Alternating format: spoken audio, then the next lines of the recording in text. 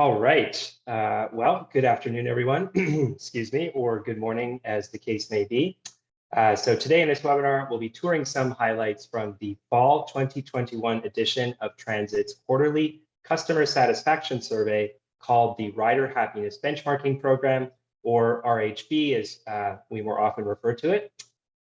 Since there are almost 70 agencies with statistically significant survey data for the RHB program, today we'll be looking at broad trends across the United States and Canada. But as always, if you'd like to receive access to your rider's response level data, as well as summary stats for all other North American agencies, get in touch via partners@transit.app to sign up as an RHB subscriber. And of course, we will have a Q&A at the end of the webinar, so we encourage you to submit your questions using the Q&A feature in Zoom. So we have a larger than usual roster of participants for this quarter's webinar. From the transit side, I'd like to first introduce Marisa Henry, our recently hired data scientist and lead for our data analytics team. Now, if you attended our summer RHB webinar, you'll recognize Étienne Tremblay, who's been doing the statistical analysis for this program since its inception and working on our analytics team here at Transit for almost 2 years now. I'm Kaj Huddart. I do business development with mid-sized North American agencies and agencies internationally for Transit's partnerships team. I will be your MC today. And of course, we have a special guest today in Mike Moellenbeck, operations manager at Saskatoon Transit. Saskatoon Transit has been deploying a number of tactical initiatives to update, modify their services and communications as circumstances have evolved continually since the start of the pandemic. So Mike has a couple of thoughts to set some context for today's webinar and how Saskatoon Transit is thinking about new analytics to represent the emerging new normal that we'll be exploring today. The floor is yours, Mike.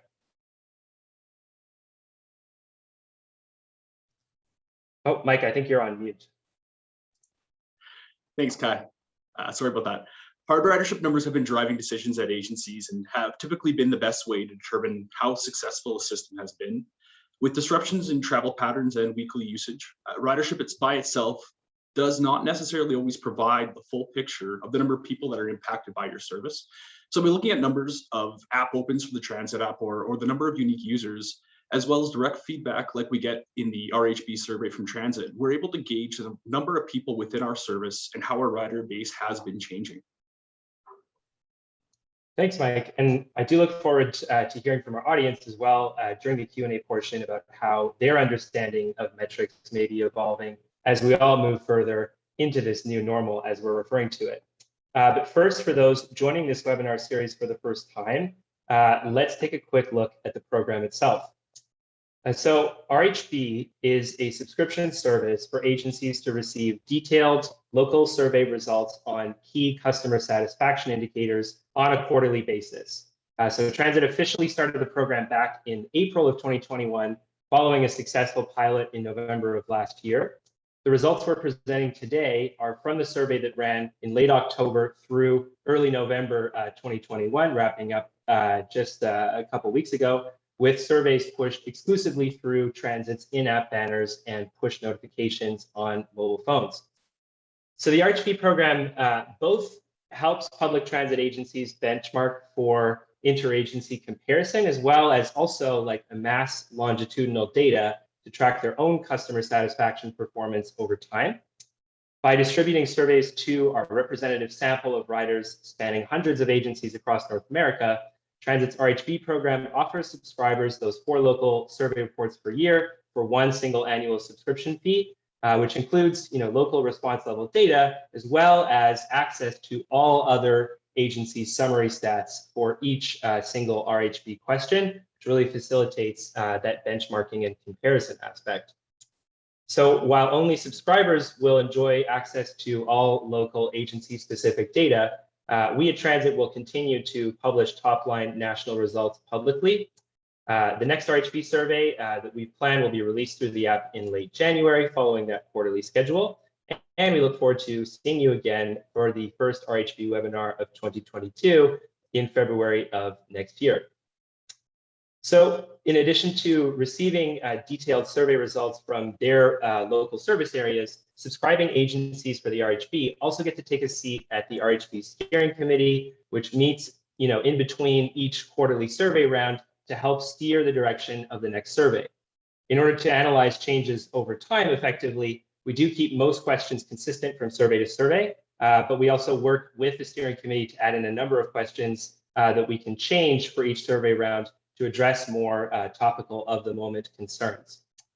Now I'm going to briefly switch to French to welcome the STL from Laval, which will be our third member agency from Transit's home province of Quebec and the 9th subscribing agency overall. J'aimerais souhaiter la bienvenue à la Société de transport de Laval qui s'est jointe au programme il y a quelques jours. Nous avons hâte de vous accueillir à la prochaine réunion du comité directeur en janvier. Now, let's take a look at the survey response and our agenda today. So this quarter, we saw an increase in the overall number of responses from 28,500 in summer to just over 31,000. About 22,000 of those responses came from the US and 9,000 to 10,000 from Canada. In fact, we had actually analyzed our response numbers for the summer after seeing a slight decline from spring to summer. We decided we needed to work with our steering committee a little bit to reduce the number of questions and make sure that we maintained our survey completion rate. Thankfully, that did seem to do the trick. So let's take a look at our topics today. As usual, we'll first be looking at the overall picture of ridership evolution in the ridership recovery update to set context. Then we'll look at the new normal, so the emerging picture of post-pandemic transit ridership and where we're at right now, the impact of hybrid school and work on how folks are using public transit to move around. We'll do a deep dive with some data-driven insights into service and service communication in this continually evolving context. Then we'll look at a summary of takeaways and move to our Q&A. So first up is Étienne to present the evolution in ridership based on our US national dashboard, which we've developed with APTA. Thank you, Kaj. So as you might already know, APTA and Transit have partnered to build an online dashboard that tracks demand for public transit on a weekly basis across the United States for each individual agencies where we have statistical validity based on the transit user base. The dashboard is public and it allows you to look at trends by urban area size or by region. Unfortunately, the news isn't great. After a solid year of pretty consistent 1 to 2% increase week over week, we've seen a flattening of growth since early September, as you can see here. Numbers are still up over the previous quarter, but that's all due to the last growth spurt in late August and early September. That being said, not all agencies follow the national trend. VIA in San Antonio stands out at 94% of its pre-pandemic ridership, while Metra in Chicago is at only 29%, most likely because of service reductions. And although it's quite possible that this growth resumes at some point, it probably won't be at the same pace as before, and it may well be driven by unpredictable factors other than the retreat of fears about COVID-19. Could rising gas prices force car owners to adopt public transit? Or will rush hour 4 spark a new bus craze? Whatever happens, the APTA dashboard will display it with only 1 week of latency. And something we noticed before our summer webinar in early September, the back-to-school bump had propelled agencies in urban areas with populations below 500,000 to 82% of their pre-COVID ridership. Now, we see currently that there's a clear regression to 65% of pre-COVID ridership as of last week, and that's closer to the national average. That's it for recovery stats. Marisa is up next to dive into the fall RHB survey responses and tell us about the new normal that seems to be taking shape. Thanks, Étienne. So our survey results indicate that as vaccination rates have increased and masking on transit has remained relatively consistent, more people are returning to transit. So in our latest survey, 77% of respondents reported riding transit as frequently as they did before COVID. Additionally, a year ago, before vaccines were widely available, 32% of respondents said they would return to public transit once the virus was declared no longer a threat. In April, that number fell to 13%, and in our latest survey, it dropped yet again down to just 9% of app users. In April 2021, 27% of Canadian respondents and 61% of US respondents had at least one dose of a vaccine. And in our latest survey, these rates had increased to 95% of Canadian respondents and 87% of US respondents with at least one dose. And in total, 88% of Canadian respondents and 74% of American respondents reported being fully vaccinated. So transit riders are continuing to outpace the general population in terms of vaccination rates. In addition to that, masks seem here to stay. So reports of mask compliance have remained mostly steady since April 2021, with around 60% of our survey respondents saying that they agree or strongly agree that everyone on board their most recent trip was wearing a mask. So there's really two key takeaways here. One is that vaccination rates have reached a point where further vaccination beyond this already higher than average level is unlikely to bring a whole lot more riders back to public transit. A possible exception to this would be vaccinated children accompanying their parents.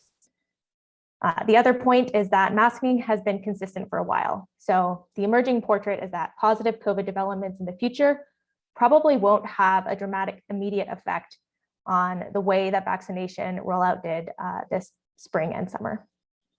And with that, I'm going to pass the virtual mic over to Mike to talk about Saskatoon's initiatives to encourage mask compliance. Thanks, Marisa. So in Saskatoon, we faced a lot of the same challenges with public perceptions of mask use that many of the other agencies have worked through. Added to this was the temporary removal of public masking health mandates in July of 2021. And this lasted for approximately a month and a half before being reinstated again in September 1st of 2021.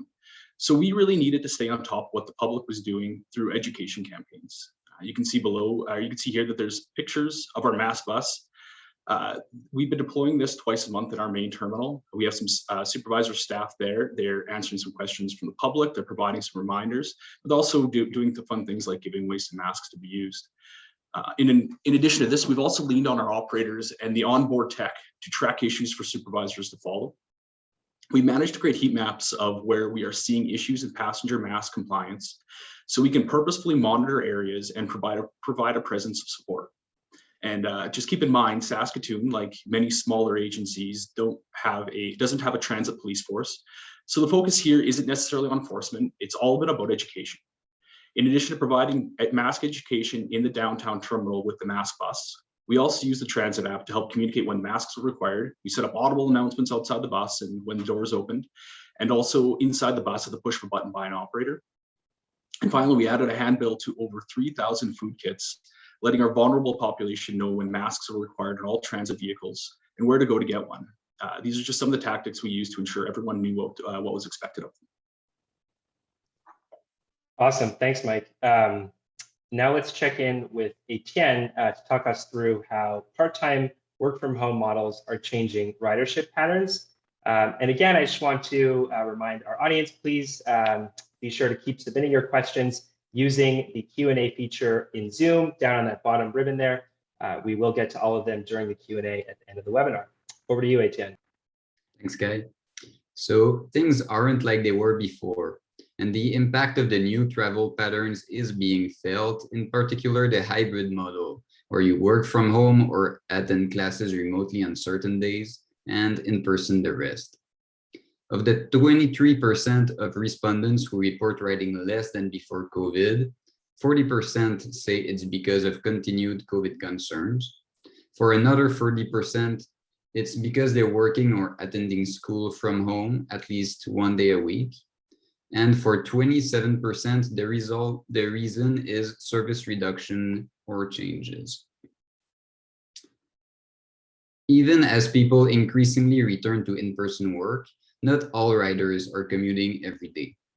56% of riders use public transit to commute to work or school 5 days or more per week.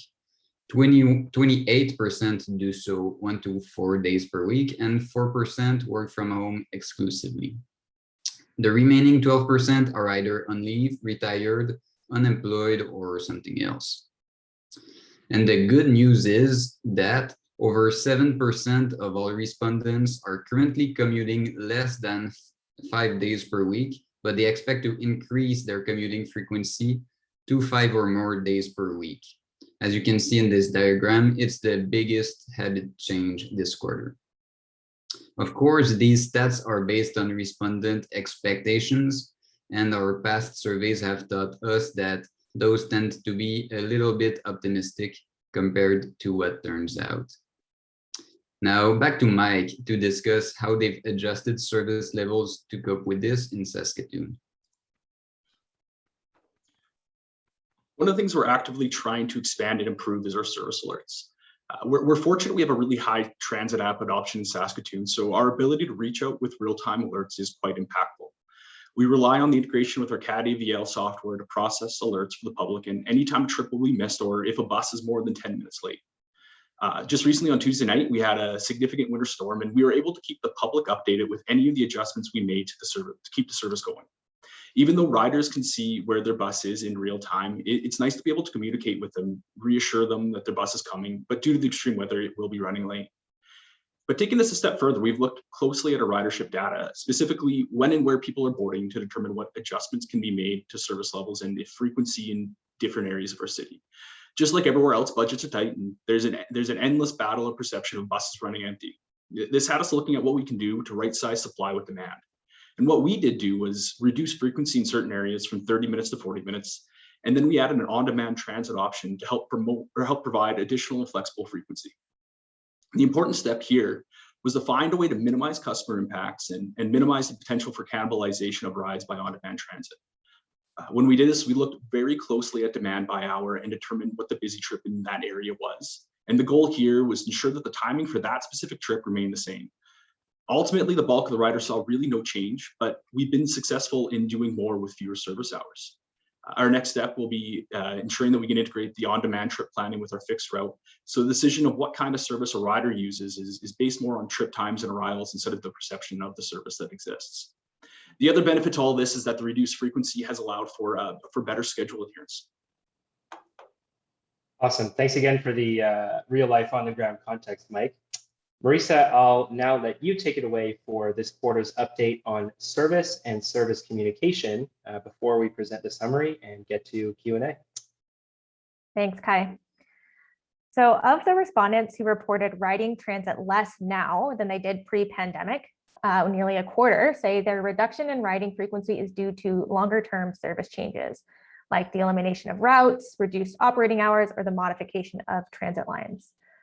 These kinds of schedule changes are dictated by limitations around funding and staffing, as all of our agency folks in the audience today know. But as Mike just discussed, there are steps we can take to reduce the impact of these changes on riders. In particular, one of the observations from our survey that became clear this quarter was that there's still an information gap around disruptions, potentially lower hanging fruit for ops and communications folks at agencies to help address. Nearly 2/3 of riders say they experienced a route disruption or detour in the last 3 months. By their nature, these disruptions require fast, accurate, and primarily digital forms of communication from agencies. But only 29% of riders agreed or strongly agreed that they were well informed by their agency about these disruptions that they experienced. That being said, some agencies do it better.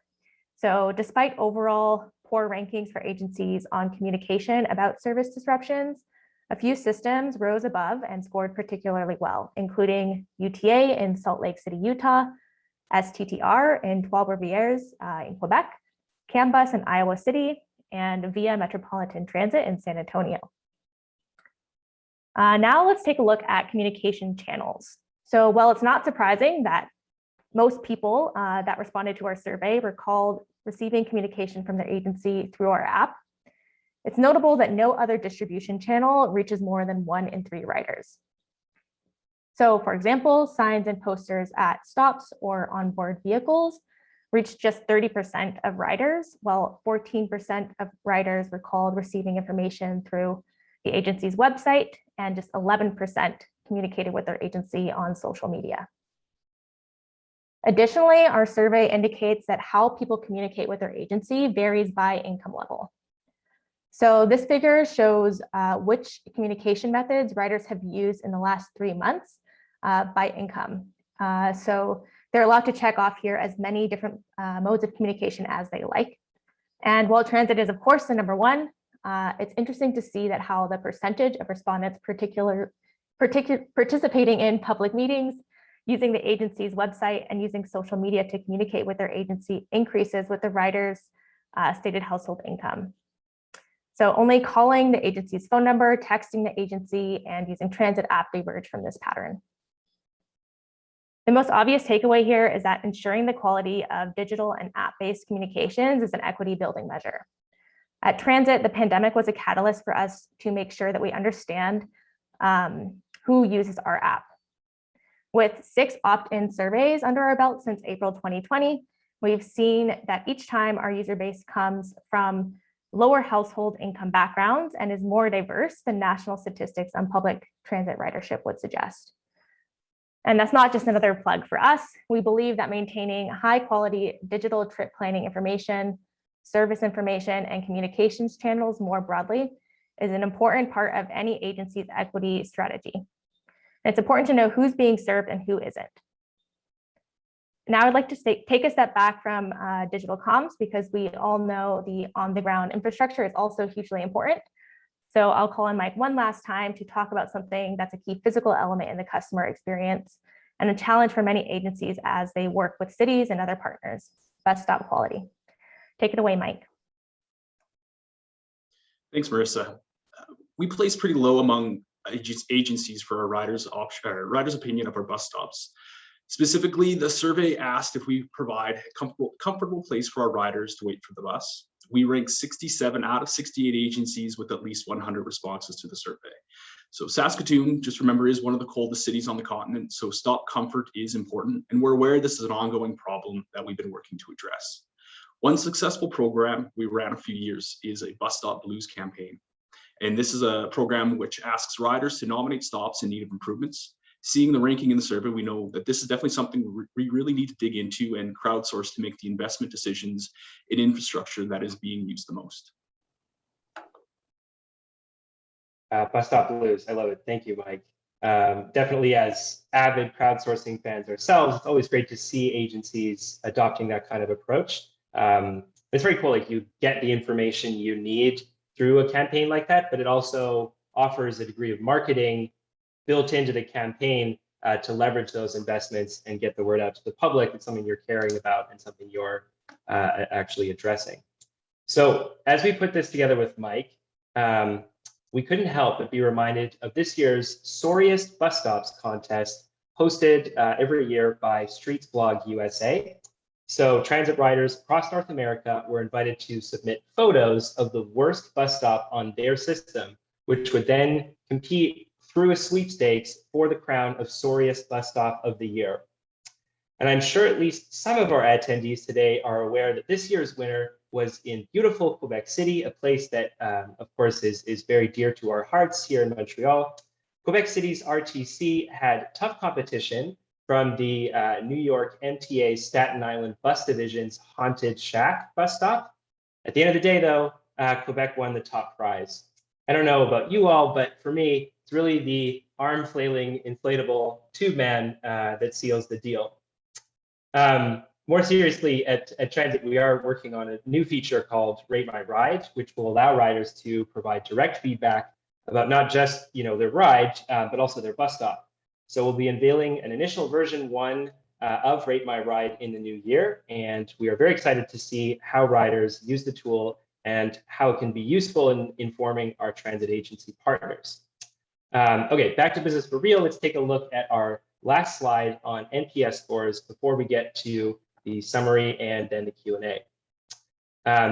So overall, satisfaction with agencies has fallen after climbing steadily through up to last summer. So when asked if they would recommend their transit agency to friends or family, which is the question at the heart of the NPS score, riders gave an average net promoter score in October 2021 of just -6, and that's after giving ratings of +1 in August, -2 in April, and -10 the previous November. Again, we don't see this right across the board. So agencies like OCTA in Orange County, Ride-On in Montgomery County, Maryland, TriMet in Portland, UTA in Salt Lake, and Miami-Dade Transit in Florida have all managed to maintain scores of at least +20 since April 2021. So we've heard a bunch of insights today, and I want to just break it down into a short summary of sort of high and low lights for the final quarter of 2021. So as big takeaways for the quarter, I think we're seeing that the new normal is basically already here. Like rider vaccination is very high. Fears about COVID continue to recede, but also ridership levels seem to be leveling off due to these new forms of hybrid work and school. So for agencies, that means thinking about new metrics to measure their impact. We still see a lot of rider frustration when it comes to getting accurate service information, and riders are pretty clear in saying that they don't actually feel well informed. Amidst all of the continuing uncertainty of this moment, that seems to be the one thing that agencies really do have it within their power to solve. As people interact with technology generally in increasingly sophisticated ways, I mean, outside the world of public transit too, that does mean that riders are themselves increasingly expecting complete digital access to public transportation. So to assist the emergence of that, agencies do need a data-driven approach to understand, not just things like their own vehicle's performance, but also the weak points in their customer experience, how they can minimize negative customer experiences through better communications, and how they can provide accessible tools to allow folks to use their transit systems. Now, before we move to Q&A, I'd like to extend a special thank you to Mike Moellenbeck for joining us today from Saskatoon, to Marisa for a great public debut as Transit's data scientist in residence, and to Étienne for his amazing work digging deep into those crosstabs, as well as to our growing list of agency subscribers. That's 9 agencies spanning California to Quebec for completing our 4th successful quarter of Transit's rider happiness benchmarking program. Lastly, I'd like to mention that all participants today will receive an email linking to an executive summary, the full report, and a replay of today's video. Our national results for the US and Canada are available in English and French language reports. And of course, if you're interested in getting those specific results for your agency, please get in touch. Now, let us take a look at questions for the Q&A. Please do continue to submit questions using the Q&A feature in Zoom. Now, let's see. Okay, the first question here, I think I will pitch to you, Mike. So overall, what is the #1 priority for your riders? Obviously, that covers a whole lot, but what is a top challenge you're trying to solve to improve the experience for your passengers? Yeah, that's a pretty big question. I'd say at this very moment right now, based on the weather we just had, it's having the information at hand to know what to do. Is my bus trip canceled? Is it delayed? What's going to be happening? What changes are going on? I think keeping people up to date with the usual stuff that's pretty well baked. Not a lot needs to be pushed further there, but where the stumble is going to happen is when we need to change gears right now, right here, and making sure the customer has a base and the tools to interpret what that is.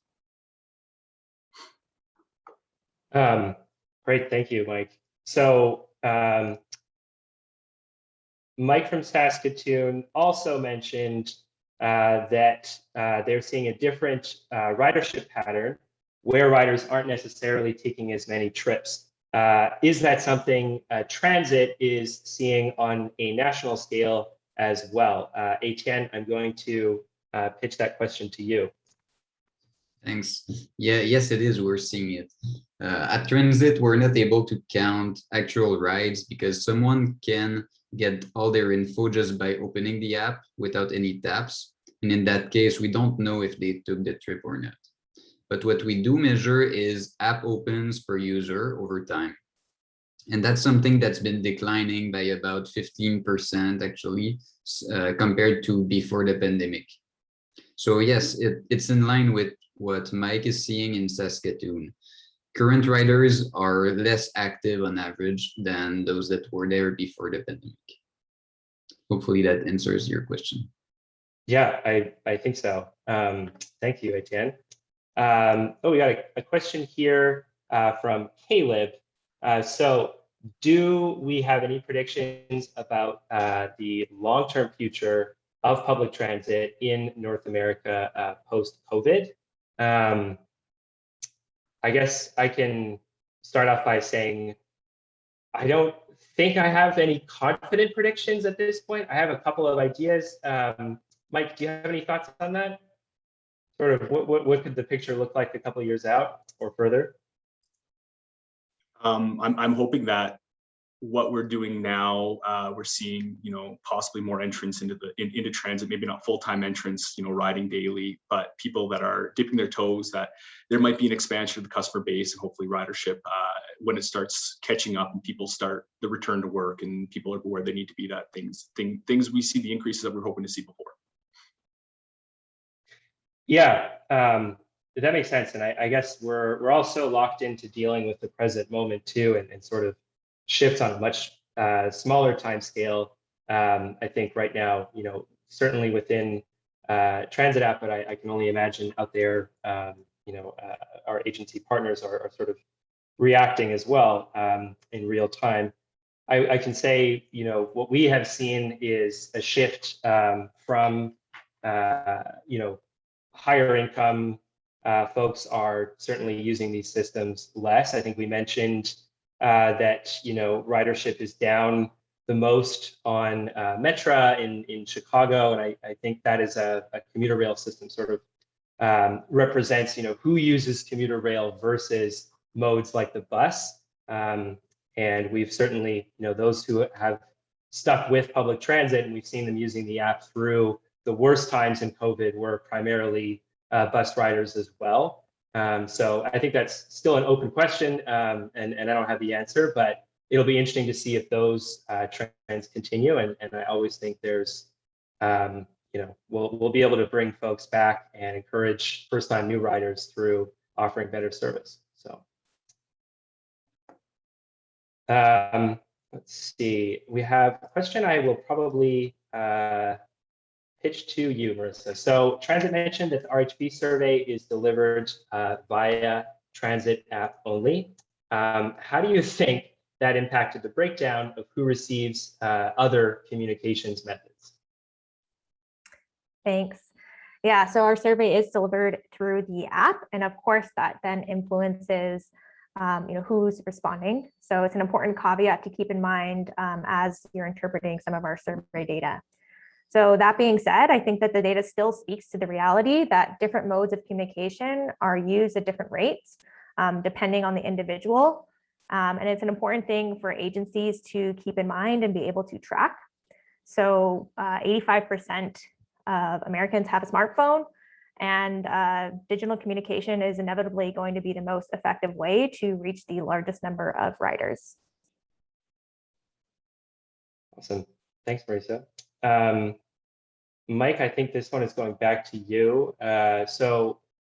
With reference to the Bus Stop Blues program, what has the rider feedback been like about improving bus stops, and how has Saskatoon Transit worked to act upon that?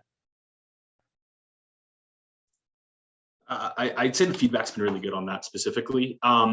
One of the real drivers of this was to better align resources between our transit division and our roadways and transportation group, ensure that we're capturing the low-hanging fruit of accessibility issues. So we have those bus stops where there's not the curb cut that gets you across the street in a wheelchair, or there's there's not the appropriate width sidewalks with the curbing that needs to be there to make sure there's a safe place to stand and things like that. So when we're looking at the bus stop blues, we're looking at this with a huge eye at accessibility to make sure that, you know, if we're spending money and we're aligning the budgets between both sides, that we're doing so to increase the walkability of the city. You know, we all know that transit riders are, you know, they start as pedestrians and they end as pedestrians. So making sure that we're making that part of their journey as comfortable and as good as possible has been a real win with us. So a lot of the feedback has been definitely positive. You know, limited budgets mean that we have limited ability to make sure we can fix every problem that's out there. So we're definitely looking at this from a deliberate standpoint, where the problems we see are the ones we know we need to be fixing, and making sure that we're spending money where there's definitely big impact on it. Great, thank you, Mike. I'm going to go back to find another question here. Did Marisa say that 85% of riders have smartphones? Marisa, do you want to speak to that? I can also. It's not 85% of riders, it's 85% of people in the US. It's Pew Research. Yeah, we can follow up with that link. I believe it's higher for urban dwelling Americans and is essentially equal, the last time I read that report, between Americans who declare a white, Hispanic, or African American racial or ethnic identity. And that's something we came to sort of later, perhaps, than we could have, but I think it's quite an interesting stat that may surprise many still in this industry. Following on that, we got a question from Allison Gray. Are there stats for transit riders? We will send our research team to dig into that question and see what we can come up with. Thank you, Allison. Let's see. We also have, why did NPS scores decline this survey? I think I can take that one. It's hard to say exactly why NPS scores will shift like that from one quarter to the next. My best guess, though, is that they declined because of that big jump in riders we saw at the beginning of the school semester in late August, early September. I think certainly for us, that's something we were really anticipating and looking forward to, I would say, seeing as many schools return to in-person instruction. But as those new riders come on board, either for the first time in their lives or for the first time in like a year and a half, you know, they may have found service different than they remembered. They may remember service patterns that fit the pre-pandemic era and been, you know, a little bit disappointed by that. But certainly, I think there's been a bit of a shift in who's riding, and those additional folks who really came on board in that window are probably driving sort of a nationwide shift that we would see like that.